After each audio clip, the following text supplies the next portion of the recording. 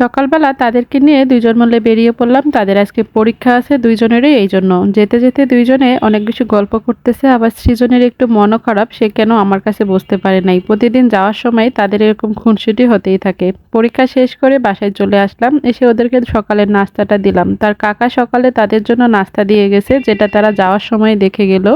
পরীক্ষা দিয়ে এসে দুইজনেই নাস্তাটা পেয়ে অনেক বেশি খুশি। সকালের নাস্তা ওরা এটা করে নিচ্ছে, আর এদিকে মা আগের দিনের মাংস ছিল সেটা দিয়ে রুটি করে সেও নাস্তা করে নিচ্ছে। আমি আর আজকে সকালে বাসায় কিছু খেলাম না, কারণ আজকে স্কুলে সবার সাথে একটু একটা জায়গায় ঘুরতে গেলাম, সেখানে চা নাস্তা খেয়ে আসলাম। তারপর বিকালের নাস্তায় সবারই একটা টেনশন থাকে প্রতিদিন কি দেওয়া যায় বাচ্চাদের।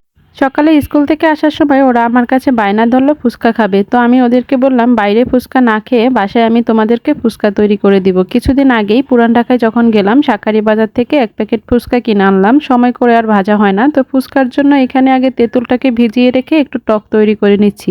এইদিকে আবার টকটা তৈরি করার পরে সুস্মিতাকে দেখাচ্ছি যে এটাতে মিষ্টিটা ঠিকমতো হলো কিনা। প্রায় ৩-৪ মাস আগে এই ফুচকার প্যাকেটটা আমি কিনে আনলাম, আগেই দেখে নিচ্ছি ভালো আছে কিনা। তারপর আমার যে কয়েক পিস প্রয়োজন হবে সেই কয়েকটা ফুচকা নিয়ে নিলাম। যেহেতু আজকে বাসায় প্রথম তৈরি করতেছি তাই বেশি নিলাম না, যে পরে খেতে পারি কিনা তার জন্য। আর সুস্মিতা আমাকে বলছিল যে মা বেশি ভাজার দরকার নেই, কারণ আজকে তো আমরা প্রথম বানাচ্ছি, কেমন হয় না হয়।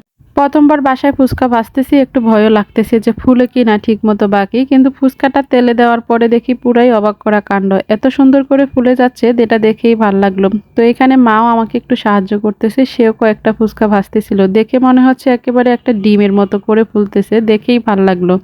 তারপর এখানে 15 থেকে 16টা ফুচকা ভেজে নিলাম। এখন এগুলোকে সবকিছু দিয়ে তারপর আমরা বানিয়ে 4 জনে মিলে বসে সন্ধ্যার নাস্তাটা করব। এখানে তেমন বেশি কিছু করি নাই, একটা ডিম সিদ্ধ, আলু ভর্তা, সাথে পেঁয়াজ আর মরিচ, সাথে একটু ধনিয়া পাতা কেটে নিলাম। তো সুস্মিতা এখানে একটা একটা করে ফুচকাগুলো ভাঙতেছে, এত বড় ফুলে গেছে যে যার দেখলেই ভাঙতে ইচ্ছে করবে। তো আর ওর ঠাকুমা 2জন মিলে ফুচকা বানাচ্ছে, আমি ওইদিকে সৃজনকে তুলতে গেলাম, ও আবার ঘুমাচ্ছিল। ওকে এখন ডেকে যদি না বসাই পরে ও দেখা যাবে একা একা থাকলে সেটা আর খাবে না। আর সুস্মিতাকেও বলতেছিলাম যে তুমি একটু একটু করে কাজ শিখতেছো, বড় হয়ে যাচ্ছ। ওরও যেহেতু ফুচকাটা অনেক বেশি পছন্দ, এই জন্য সে নিজে হাতেই তৈরি করতেছিল। তারা দুই দিদি নাতনিতে এখানে ফুচকাটা আমাকে তৈরি করে বলতেছে তুমি বসো, তোমাকে আমরা দিচ্ছি, তুমি বসে খাও। তো এখানে আমি আবার ওদের হাতে হাতে একটু পেঁয়াজ কুচিও দিয়ে দিচ্ছি, তারপরে মা উপর থেকে এখানে ডিম কেটে দিয়ে দিচ্ছে। ঘরে বসে একেবারে দোকানের মতো করে ফুচকা তৈরি করার চেষ্টা করলাম, যদিও দোকানদারের মতো করে আমরা পারবো না, তারপরও তাদেরটা থেকেও স্বাস্থ্যসম্মত জিনিস তো ঘরে বসে খেতে পারবো।